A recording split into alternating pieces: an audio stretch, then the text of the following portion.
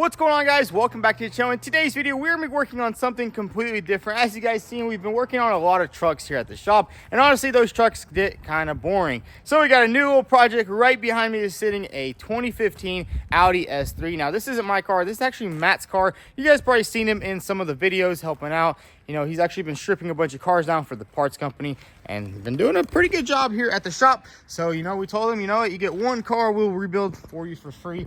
And this is it right here. He decided to go with an Audi S3, which is a pretty cool little car. I think this is like the Golf R competitor. This one right here was smacked right in the side. It has some pretty serious frame damage, which we'll get into in just a little bit. Before we do that, I want to give you guys a little bit of an update on our 65 Mustang. I know a lot of you have been asking about this car, and we kind of just been, you know, haven't really answered any of the questions. So basically this car has just been sitting outside right here, kind of rusting. Honestly, the only thing that is rusting is the bare metal parts, which isn't a big deal because, as you can see, that bumper right there, that's a prototype bumper, so it doesn't really matter if it rusts. It still needs a lot more work. Same thing with the fender flares. They rusted a little bit, but honestly, it's just surface rust. There's nothing too crazy. I mean, this car's been sitting outside for like the past year, but if you guys remember some of the other episodes, I mean, we got everything painted in under here, got everything cleaned up. Everything is still perfect. There's no rust anywhere under there. So I'll give you guys a couple of the problems we had with this car. First thing, we didn't have a good engine. Well, we had a good engine, but the transmission was bad. It was a manual. I'm thinking about converting it to an automatic, so we just don't have to deal with all the clutch pedal things. And we had a bunch of problems with where we're gonna put the brake system. I really didn't think that through whenever I was building this engine bay. And honestly, this engine bay kind of looks weird, kind of looks goofy, and I think we're gonna have to redo all of that right there.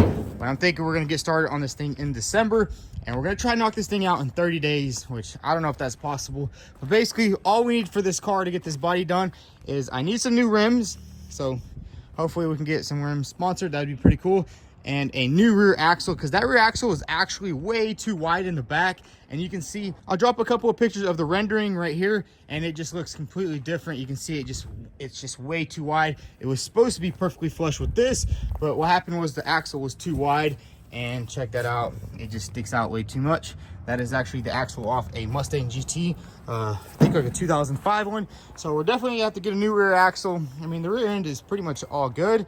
Everything is welded up back here. The bumper looks decent, might need a little bit of work. And basically the only thing on the back of the car, flat plate, nice little diffuser, and this thing will be good to go.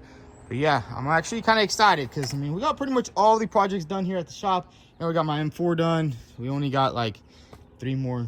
Well, we got a truck right there. That's my dad's truck. I'm gonna help him fix that. We got a couple more projects at the shop, and we want to just wrap all that up, and then we're gonna get back to work on this car, which I'm actually excited, you know, because when I first started rebuilding this car here at the shop, I honestly didn't really have much content at the time, and we just got this shop, and you know, it was just sucking a lot of money out, and it really just did not make any sense to work on that thing.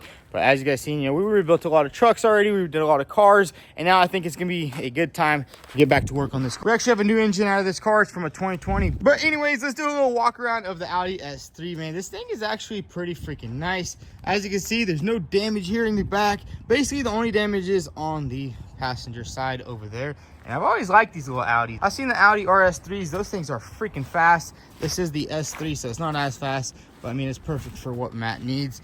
And let's go ahead and check out the damage. Over here, it does have a little bit of a side swipe, which honestly, this is not too bad. You can see it did hit a blue car or a blue pole or something like that, but basically just destroyed it right there. Doesn't really look like it even went inside, but we won't know much until we get this car inside and start stripping it all down. It also has a couple of airbags blown right here. Check this out. We got roof airbag, seat belts, and man, I gotta say, these seat belts are getting kind of annoying. But good thing we have Safety Restore to help us rebuild any seat belts we need. Look at this right here. Rear seat belts are locked up, so that's 4 seat belts in this thing that need to be rebuilt. But Safety Restore, they rebuild all seat belts, all modules. Definitely check them out if you're ever dealing with that. But anyways, let's go ahead and get this thing inside. We'll get it on the quick jacks, lift it up in the air, and do a little more investigating on how bad this damage is. Well, unfortunately, the battery is dead on this car, but we did leave it in neutral, so we're just gonna go ahead and push it in, see how strong we are.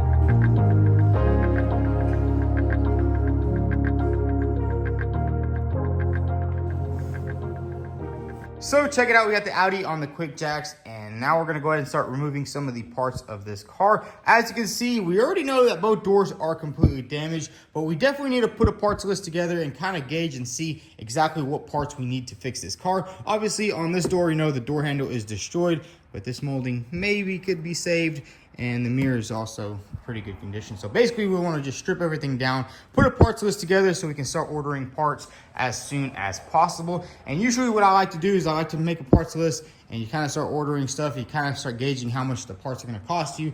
And sometimes you either go with new or used just to see how much room you have to play with, you know, profit wise whenever you're rebuilding cars like this. But anyways, let's go ahead and take these two doors off, and then we'll do a little deeper dive into this damage right here.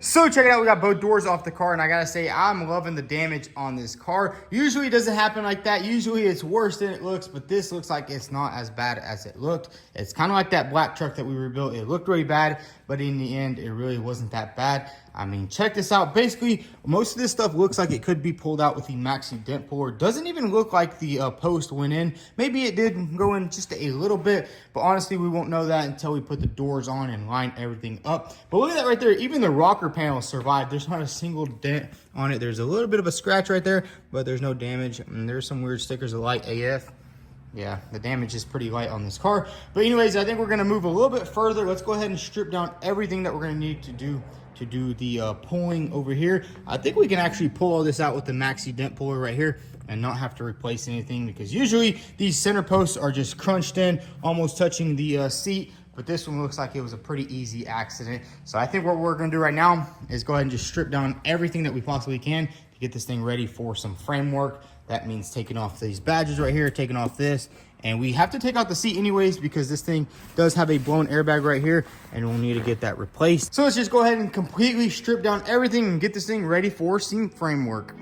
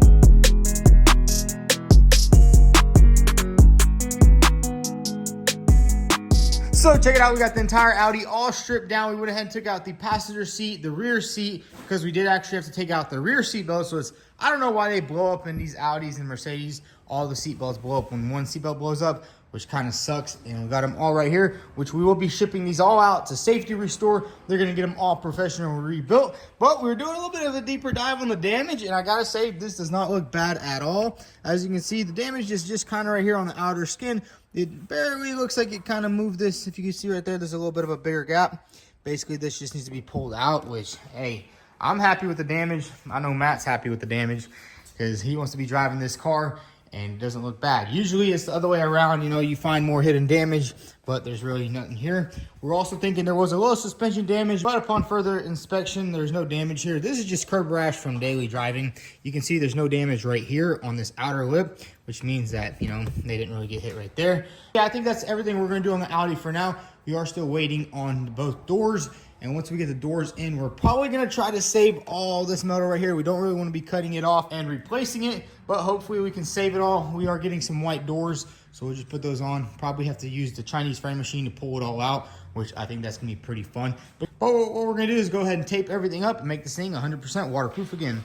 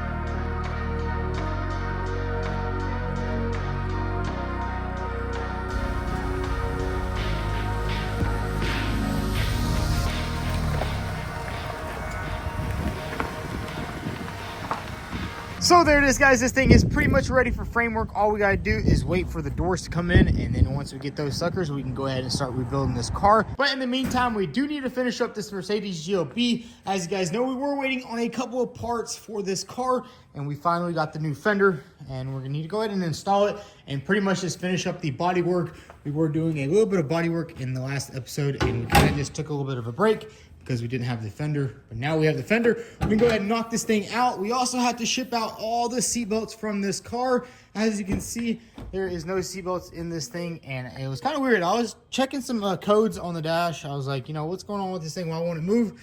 And I was noticing the airbag light kept turning on. I was like, what the heck's going on? No airbags were blown in this thing, but it turns out all of these seatbelts were locked up, and you have 2 right here, 2 in the middle, and then 2 in the third row, so you have about 6 seatbelts in total, which is crazy. And they all blew, and I'm pretty sure nobody was sitting in the back, so that kind of sucks. It's like $1,000 just in seat belts. But anyways, we got those shipped off to Safety Restore. They're gonna get them rebuilt, but now we're gonna go ahead and focus on getting the new fender on this thing, get the fender lined up, and start finishing up all the body work right here. Check this out. We have a little bit of damage on the hood right there, a little bit over there, and I also noticed I did put the radiator support on the wrong way. Turns out this right here is supposed to be actually on the top, which is kind of weird. I've never seen it like that, but I was just doing an oil change on my GLB and I noticed that, so we're gonna have to readjust that. Anyways, let's go ahead and readjust the radiator support. We'll also go ahead and put the new fender on and kind of start lining everything up so we can get all the body work done on this thing so we can get it painted and get it out of here.